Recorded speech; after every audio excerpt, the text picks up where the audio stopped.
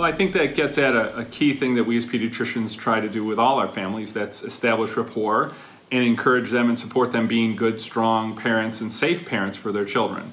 So just like we will advocate for them to have their children vaccinated on time, for them to start introducing the right foods at the right point, to sleep in safe environments, it's important to know what else is in the home environment.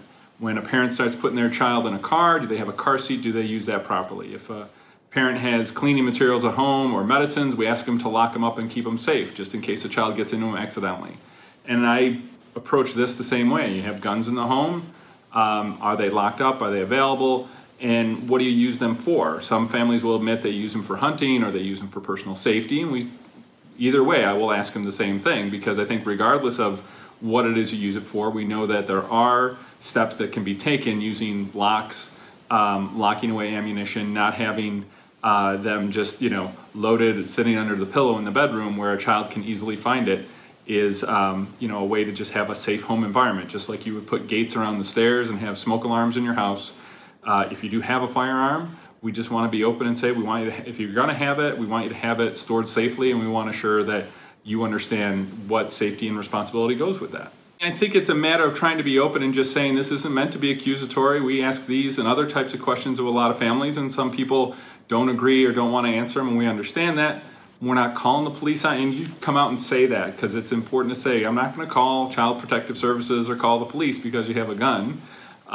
It's something that we look for from a safety standpoint. So it's important to try to meet people where they're at, acknowledge what it is how they made their decision, just like they may make a decision to hold off on vaccines for a certain period of time. We want to make sure and understand that it's safe and that there are the right steps to go through. But in the end, you don't want to lose the rest of your therapeutic relationship with a family over something like this, and understanding that you're doing this out of safety for the whole family. We are looking at population health. We can no longer just think of medicine as the surgery that needs to take place or the fever or illness that walks into your office. It's the social determinants of health. If we're looking at mental health, if we're looking at poverty and its impact and hunger, then we have to look at not only what they immediately do, but their consequences. And our consequences of some of these things, also violence, whether it's gun violence, domestic violence, abuse to children or women.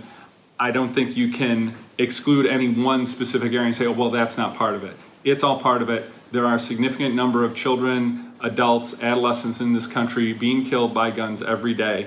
And to try to say that it's not a health or medical issue is just really being very short-sighted. This isn't about taking away people's guns or taking away people's rights.